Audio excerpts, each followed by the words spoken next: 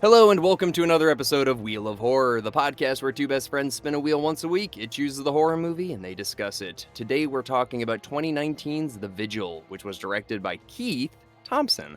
I'm your co-host, Alec. I'm Erik, and with us today is Dre. Dre, welcome to the show.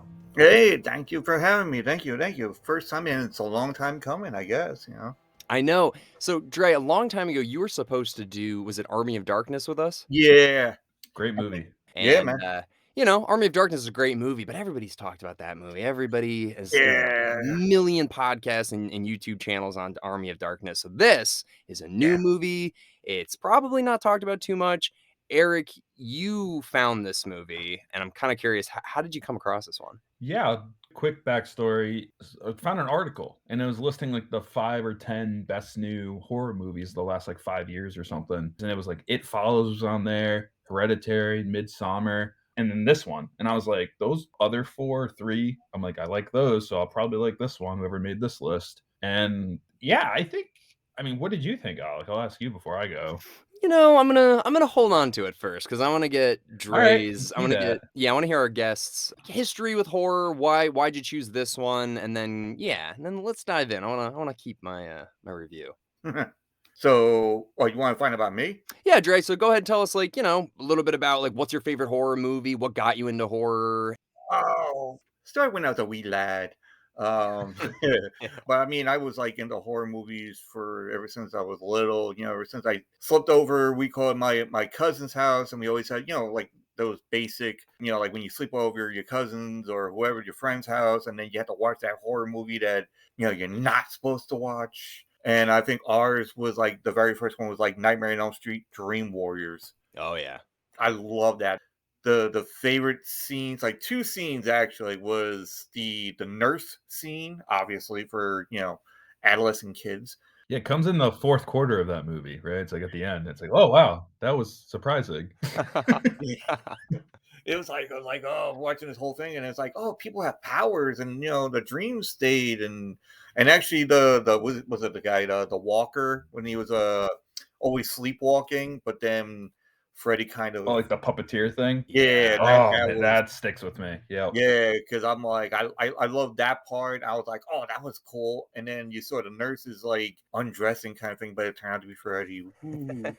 But other than that, that's when it started, and then it just steamrolled into other different genres of different horror, like Japanese horror, and Japanese horror is the more horrific you would contemplate watching. Yeah, it's funny because this movie, The Vigil, reminded me of some Japanese films, specifically The Ring and The Grudge. But was there a reason why you chose this movie of all the ones on the wheel? Not really. I mean, it was something different, Mm. and I've never seen it, so I was kind of intrigued and trying to get everybody's attention with the whole thing. So I don't know. Yeah. Actually, when you said it looked like it reminded you of certain movies, like the Japanese, it kind of reminded me of a little bit of Insidious. Oh yeah, that's the James Wan one, right? Yeah, it's with those little quirks of you see something and you're oh shit, and then something's right next to you. Mm. For me, it just took me by surprise a little bit. I was oh, okay, all right, cool. Yeah, I didn't know anything about this movie. Never heard of it. Never seen a poster. Didn't know anything. Yeah. And Erik, do you want to give us a recap of the movie just for the listeners who haven't seen this? Well, real quickly, I want to say too, that list of the It Follows, Hereditary, Midsommar, those are all R-rated movies. Then when I went to go watch this, I saw it was PG-13. And I just remember thinking, really? I forgot about that. Yeah. Oh shit, maybe this won't be that good. But it's for PG-13, it pushes it, I think. Seriously.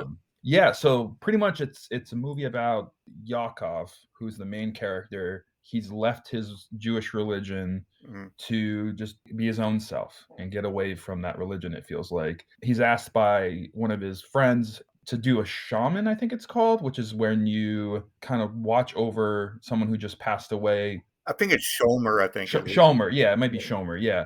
And watch over the body for the night, and he's getting paid to do it. Yeah. He needs the money. He desperately needs the money. and he does it, but he doesn't realize that this person that he's watching was tormented by a demon his whole life after he was in the Holocaust and killed a family member. And that's what I pretty much picked up. And it's just like all hell is breaking loose. And he kind of has, with the Shomer part of it, you watch the body till the dawn, and he has until dawn to get this demon away from him by burning the demon's face, which we don't see the demon's face because his head's flipped around or something like that, because it's like looking into the past. And what's interesting is the person who was in the Holocaust, the body he's watching, like a broken person, right? Alec, I think they said it's like somebody with regret in their past.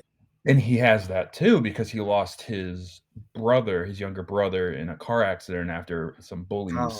So he's a broken person as well. And Right. this I watched it a few days ago, so I'm forgetting the names. What's the name? Yeah, it's like Mazik or Mizak or something. Yeah. Yeah, and this demon likes to attach itself to broken people. Right. Yeah, it's, it's very interesting because we've seen a million exorcism movies with the Catholic Church and all that stuff. And, obviously very scary. But this is the first like Jewish movie I've ever seen where we kind of get into their lore a little bit. So I thought that was really interesting. Also, I used to live in those neighborhoods. I used to live in like a Hasidic community. No, I wasn't part of the community, but I lived in in an area with them. So it was interesting to see a horror movie kind of based around that. I found that new. From what I read somewhat about it, well, like from the beginning, I was taking notes actually, which I never done since high school. I was like writing down on notes, and then it was like, oh, somebody that is like a family member or friend that has to like do the sit down and watch the body and everything else. And then when you look at the movie, I thought it was like you had to sit there and just sit there, and then till like dawn comes up, not like go anywhere, not move, because he's been like, okay, I'm gonna go to the kitchen, and kind of making him a little, I don't know, not agitated, but also I think he has a condition as well, I guess, from what goes on. Yeah, I mean, I think that's the point of it. Like, he is supposed to just be chilling there, and we do get that little information with him on the phone where it's like, I shouldn't be texting or whatever.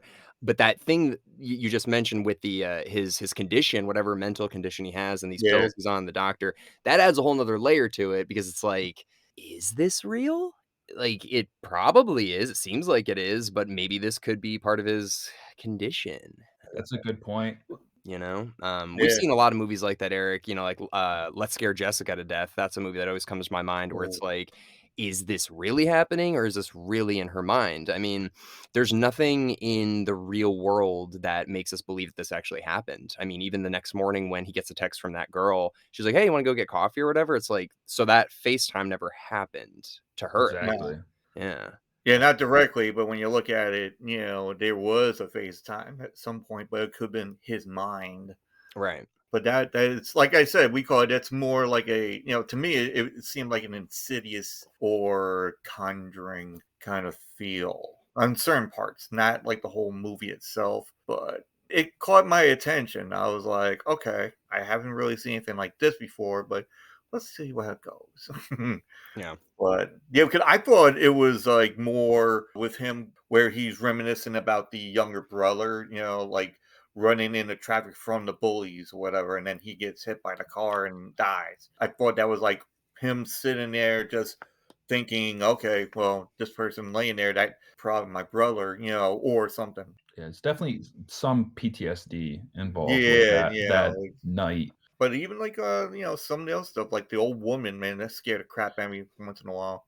I mean, the idea of it is like he's supposed to just be basically ferrying the soul or whatever to the afterlife. He just needs to be there. Mhm. He's not aware though that, as you mentioned in the description, Erik, this guy who's dead has a demon attached to him. So, and that's the thing I want to know, like, do you guys think that guy in the beginning that kind of sets him up, he's like, we need you to do this, here's $200 or whatever. Do you think he's aware of all of this, that this guy was involved in demon stuff? I think so. Yeah, I would think so, because you can see it when the main person, he walks out of like a building with the guy just stand there underneath the lamppost or whatever. Look a little like creepy looking, just standing there smoking a cigarette. I was like, who the fuck is this guy? Well, anyway, so yeah, and he mentions that there was a Shamra already, but was he too scared to do it? He like quit last minute, and that's why he goes to Yakov to ask him, like, hey, last minute, we need a shaman. Right. Why'd that guy get scared off? Probably right away after he walked in the house. Well, yeah, that's the thing. I read up a little bit about this. Apparently, like, it doesn't need to be a family member. It just needs to be, I'm assuming, a Jewish person, probably in your community. And it typically was to help out people that needed money. It was like a way to be like, hey, like, it's a job, basically. It's not really more than anything like that. Because every horror movie, everybody always says, just fucking leave, get out of the house, run out the door, whatever. And this movie, I was thinking that, for the first 45 minutes, I was like, dude, it's Brooklyn. Get out of there. Go to a bodega. Tell the guy what's going on. Get a slice of pizza. Get the fuck out of there. But he stayed there. And then when he left, that really, I was like, okay, here we go. His legs are getting broken. He's like hallucinating. I was like, this is why he can't leave. I loved that. The demon's already attached to him. But like, aside from the religious part of it, would you just hang out with a dead body for 5 hours for $400? No. I think I would probably. You would? Yeah, but the difference between me and Yakov is I don't have a illness where I think I see things. Yeah. But if I saw a shadowy figure in the kitchen like he first sees, I'm out. Boom. Gone. Forrest Gump out of the house. Dude, the old lady in the beginning just being like, I don't like him. Like, get him out of here. Like, I'd be like, yeah. But then she goes to bed. It's like, all right, she's in bed. She's definitely not coming back down. You don't know her. Well, I mean, come on. She's old. She probably went to bed early. Like, it's her bedtime. But imagine you walk into a house, which is also a creepy house. Like, this is a dark house. It's kind of scary. And the second you walk in there, the only person that lives there is this old lady, and she's like, get him out of here. To some extent, but I also was picking up the friend or person that like got him the job also says she has Alzheimer's and don't worry about anything she says, kind of thing. So that they kind of led to like that, like she's just gonna say that she doesn't know what's going on really. Right. So he probably was sympathetic, like, oh, this poor lady, doesn't even know what she's saying no to, really. Yeah, that's true. And it's funny, like he's like, oh, call me anytime if there's something wrong. Then he calls him, and then all of a sudden it goes right to voicemail. I'm like, oh, really? That got me. I was very surprised when the doctor, he was on the phone and then he switches lines and it's the I was like, oh wow, that was scary. That was probably one of the scariest parts. Yeah. Hey, it's me calling you back. Who was I just talking to before? Well, the way he was speaking, it was just like, his voice was just very cold, and then he's like, his neck bending back, like all this stuff, and you're just like, oh, like I actually got shivers. Yeah, I got a little chill too there. Yeah, when that happened. But to your point, Eric, like not a lot. When I saw it was PG-13, I was just like, oh boy. But it didn't need to be R. Why would this movie? There was nothing in it. What they say swear, they say fuck a few times. The old lady comes down with her boob hanging out. Like what would have made it R that we needed? Nothing really. Nothing. Yeah, it was a PG-13 type of movie. It just didn't have the craziness as you would figure on an R-rated movie. No. So. I liked the actor who played Yakov. He kind of reminded me of Martin Freeman a little bit. I don't know if you remember that actor. Yeah. He plays like Bilbo Baggins, and he's in like Love Actually. Or Tim in The Original Office. Yeah. This guy who played Yakov is a pretty damn good actor too. There's a scene when he's reciting the psalms or the prayers, and then do you remember he like hits himself in the head slightly, like he's trying to like fix himself? Like, there's a very slight. I thought that was fantastic acting right in that scene. Well, dude, the whole movie is resting on his shoulders, It's like, not only does he have to act in the beginning where he's like a guy that left his entire life behind. I mean, there's documentaries about people that leave the Hasidic communities and like the Amish communities and stuff like that, and they don't know how to use cell phones, which is, this guy can't get a job, can't do anything. Can't even talk to a girl, Yeah, I thought when he was texting or he was looking up how to talk to women, I thought for sure he was going to text that girl by mistake how to talk to women. Yeah. Dude, that scene scared me too when he was FaceTiming with the girl. Like, not even any of the demon stuff, just her face and the way she was talking. I was like, this is actually pretty scary. Mm-hmm. It's pretty original. Like, there's not a lot that's taken from other movies, which I appreciated. It felt new to me. It's just the way that she was like, oh, the old woman upstairs, you better go. She's mad at you. And I'm like, whoa, how the fuck does she know that? The woman just went upstairs. And then he's like looking at it like, huh? Is that you? And it's like, oh, and then the clammy hands, Oh, so, where the lady's walking back up the stairs. No, not that one. No, I mean like when on the FaceTime. Oh yeah, yeah. Yeah, the girl's talking, and it's like, "Oh, you gotta go up there," and all of a sudden you see the hands going, just pull her back. I'm like, "Oh shit!" Yeah, it definitely it had a couple jump scares, but Yeah, overall, like, it felt like he was trying to overcome his grief from the past or whatever by lighting this demon on fire. yeah. But why did it kill the other guy and not him? I don't think the demon killed him. I think it was just tormenting him throughout his life. That's what Yeah. the Yeah. Mrs. Latvik, I think the last name was, said. She said like the demon would play with him like a mouse and a cat. That's all it was. Right, you're right. And she drove, but did she drive the kids away or did the demon drive the kids away? I think she did. Yeah. Just from what though? Protect them so the demon doesn't attach to them after he dies. But it seems like the demon has like an MO, like it has to go after people that Are have, broken. yeah, like have done something they regret in their past. Like someone Mm. has died as a result of their something, if they Yeah. directly killed them or if they indirectly killed them and didn't do anything, like the demon has to latch onto those kind of people. Yeah, do you remember the part where he sets up doing the Jewish like ritual? He ties like the leather bands and then the headgear and everything else, and he goes in the room, and then the walls, Yeah. like the faces come alive, like come not come alive, but like coming after him. But then when he reaches the demon that has no face, and he starts turning around, and you see somewhat of a face, but then it turned out to be like himself. Right. It's like an image of himself. So I'm thinking that it's like feasting on his inner, like evil or something. Or it could be like the demon's like, I'm a part of you now. Yeah, or something like that. Yeah, Attaching itself to him. Definitely. That scene was it was a little cheesy. At one part I was like, what is this, like Rocky like tying his gloves on and stuff, like going like a Rocky Jewish crossover. I was like, I'm all for it, but I loved it. And he burns its face, but we're not done yet. We see texting in the morning, coffee, and then you see this dark figure come out of the house. Did you catch that at the very end? Oh yeah, yeah. Starting to follow him again. And it's like, wait, didn't he just beat this thing? So that brings me to what you said, Alec. Like maybe this is like not the demon. Maybe it's his mental illness Right. that's just with him still. I don't know. Well, why does Yakov I mean, I understand maybe why he leaves this community. Maybe he's like, I just wanna be on my own or whatever, but it seems like he's lost his faith, like at the end. Yeah. yeah, But even at the end when his friend's like, "Hey, like, do you wanna come with us to morning prayer or whatever?" It wasn't, like, malicious where he's just like, "I know what you're trying to do, but, like, I'm good." But, like, why doesn't he? Maybe he blames the religion for his brother dying and yeah, Oh, the yeah. people that bullied him and clearly were the reason why he died. yeah, So maybe he's like, if I wasn't in this religion, this would have never happened. Hmm. Yeah, I know.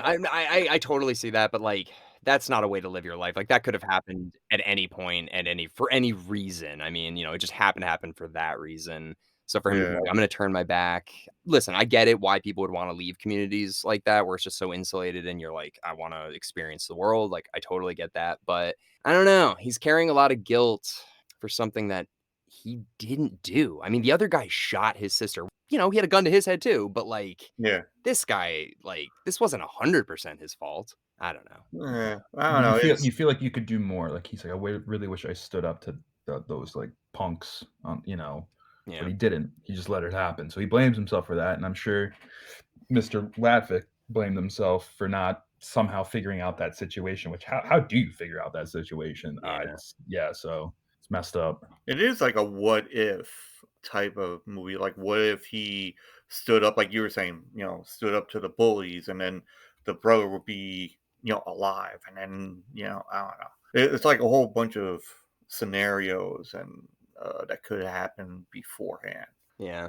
Well, it's like this So, demon sucks. It's like it's going after people that are already, like, having the well, worst time, yeah, you know? especially on medicine. Oh, I'm gonna get like, might as well go to the hospital or something. And Yeah, and another thing, it made it seem like this demon was just like at the right place and at the wrong time, or you know what I mean, where like this demon's just like wandering in the woods, and then this like the shooting at the Holocaust happens, and during Mm. and it's like, oh, he's like jackpot, like found a broken soul. It just felt like, why is it in the woods like that? Did something terrible happen I think that it kind of like it's almost like a portal, like it's in hell or whatever, and then it's like, oh, there's something fucked up going on over there, and it flies up to that area. I don't think I'd like to believe that more than he's just like casually walking the woods and finds this. Yeah. Maybe something bad happened in those woods, 500 years ago, or I don't know. Right. No, it's definitely. I want to understand more about demons. Like, why? What do they get out of this? What do they get? Your soul. Yeah. I know, but like, what good is that? I don't know. It's just, I don't know. I don't. You know, demons are very shisty characters. I mean, it's like a salesman almost, but not to say salesmen are shisty. Love it. I'm just saying that that they do offer deals to, like you ever seen like supernatural TV series or whatever and different other movies, like Devil's Advocate. It's like, oh, I'll give you this if you help me do this, and then turns out there's like a demon or a devil, kind of thing. So they work in mysterious ways. All the movies I've ever seen is always just like some girl in like Louisiana or some girl in a bed somewhere. Where this one, I was like, finally, we get to see a possession in a major city. We don't really get to see it. It's usually a haunted house in a creepy area somewhere. This was like, oh, right in New York City for this. Oh, that house is fucking creepy. The part where he was sitting in the chair, trying to text the girl and everything else. Did you notice the picture behind him? Oh yeah. Who the hell has a picture of it's a Jewish community and you got the devil or something or a demon in a picture behind you? I'm waiting for that son of a bitch to pop out. I was like, what the fuck? That's Brooklyn, baby. That's Brooklyn. I'm interested in the community just to find out like more. So this was a cool movie to see. I don't know, like a horror, but also into their community and when somebody leaves, when somebody tries to get them back. And we just never see this kind of stuff. It's always Christian or Catholic kind of stuff. And actually, if you look at it towards the end, from my perspective of the whole thing, he kind of grows up somewhat. Like he comes out of his shell. I don't know if you ever noticed that. Like when he was like trying to do, talking to girls, whatever, and then all of a sudden he's performing the ritual, to like go against the demon, but then he's walking out of said house when it's all said and done, and then he's texting the girl. He's like, oh, hey, let's do coffee. Like he's very confident of himself now. Before he doesn't take his medication. Remember, he closes the box without taking the last pill or whatever. There's that scene. Yeah. But he also tells his friend who got him the job of the Shamar, he says like, you're always welcome back. And he it seemed like he was warming up to it, but he I think his answer was like, not today, just not today. So it was like, oh, he's like not closed off completely. So there might be a part 2. I don't know. It seems like there's going to be parts to this going on. Yeah, I wonder. I mean, where really could it go? Because he's kind of come to terms with it, I guess. I don't know. Where Erik, you're the sequel guy. Where do you think? Oh, jeez, I don't know. I don't know. Where could you go? Maybe to like another country where like this stems from. Maybe, kind of like an Exorcist where where does he go in Exorcist at the beginning where he finds the statue? Yeah, it's like Iraq. Yeah, like something like maybe like that, or Israel, or I don't know. He goes to learn more about these Muzak demons or whatever, and yeah. There you go, Erik. See, look at that. Yeah. I would like to see a sequel. I love this movie a lot. I thought it was fantastic. PG-13. It was very short and sweet, an hour and a half, like exactly. Great story, original, and like you said, Alec, we don't see like a Jewish horror movie a lot. Ever. I can't think of another one. The one thing is this movie bombed at the box office. Like, holy crap, it made 1.8 million. Oh, that's rough. Yeah. I was gonna say it wasn't even in. I thought it was just like made for like right to not the movies.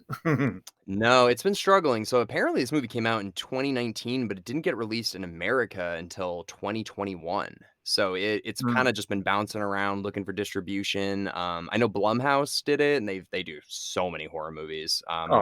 They did Insidious too, like you were mentioning. But I don't know why this movie wouldn't have made money. I mean, people cannot get enough of the same put the cross on the demon's head sort of thing. Oh my God, the Catholic Church. Like it's just we've seen so many. So you'd be like, hey, let's change it up. Let's get some Muslim demons in here, or even a Buddhist demon. Who knows? I think they all wanted to go and see something more bloodier, more like in your face, like holy shit kind of thing. this was like it's good. Like sit down and then relax, and then you're like, oh, what kind of movie would this be? I was gonna say I will say this too. I mean, you said 2021 it was released here, so maybe the pandemic had something to do with it too. But watching horror movies and since I have been to the movies since the pandemic and blah blah blah, but watching horror movies at home, it just takes away from it. The theater is the place to watch them or at a sleepover when you're a little kid watching Dream Warriors. Yeah. But like when the kid gets hit by that car, a Bob's Discount Furniture ad popped up, and it was like, oh, that really kills the mood. Oh, you watch this with ads? I watched it on Hulu with ads. Yeah, Hulu with Oh, I ads. didn't have ads. I had ads, so that kind of takes away from it. Yeah, I got ads on mine too. I think it Oh. was. Yeah, I can tell you this: if I was in a dark room theater, focused completely on this, no phone buzzing, just straight up watching it, I think my experience would be even better. So, Dude, I was thinking like if I saw this in theaters when I was like 13, like I remember like Emily Rose. oh hell yeah, Dude, Oof. Emily Rose like broke my life. So if I saw this movie like when I was 13 or whatever as a kid, this movie would have ruined me. I mean, now I'm a hardened guy, but back then, this movie would have rocked my world. Yeah, And it's accessible, 13, PG-13, boom. There you go. I mean, if there's any crazed dog or something like that, that one kind of like Cujo fucking broke me. So Cujo. I know we got to do Cujo. Cujo. I mean, I would go and do Cujo. I'll watch it again. Now I'm older. I think maybe because I was a kid, and maybe that's what screwed me up because I'm a dog lover as it is. And Oh yeah. What I've been trying to do now is like I look at newer movies and I'm like, okay, I'm trying to imagine what I would have thought of this when I was a kid, when I was like blown away by horror. It was so new to me. I mean, there's the movies you watch when you were a kid, like Dream Warrior for Eric, it's like Killer Clowns from Outer Space, where Yeah. you go back as an adult, you're like, this is stupid. But now I'm like, as an adult, I want to look at movies as a kid and be like, this would freak a kid out. I get it now. It follows. If I saw It Follows when I was younger, I'd probably be really messed up. You're like, I'd still be a virgin. Yeah, probably. I never even seen that movie. Actually, to be honest, It's fantastic. Mm. You'd like It that one. Follows and Hereditary, and I think that's what? No, don't. No, they're amazing. Those are better than this one. Yeah. Yeah, no, definitely. I heard a lot from other people and all that. I'm like, all right, I gotta go sit down and watch this too. Dude, so. those two, I mean, Midsommar, pretty much anything A24's done in the last 10 years will just rock your world. But It Follows and it's not A24, but it came out 9 years ago, and that's 8 years ago, and it is still one of the best. Yeah. Can I say after I watched this movie, I was like, all right, let me go watch another horror movie. But then I'm like, people have been telling me about this movie, and I'm like, all right, I'll watch it. And I was watching Killer Sofa, and Killer Sofa. Oh boy, we got to get that one on. it is what you would think it is, and I'm like, I thought I needed therapy just watching Sharknado. I think I just need therapy just watching that movie. I was like, Killer Sofa. All right, I'll have to look that one up.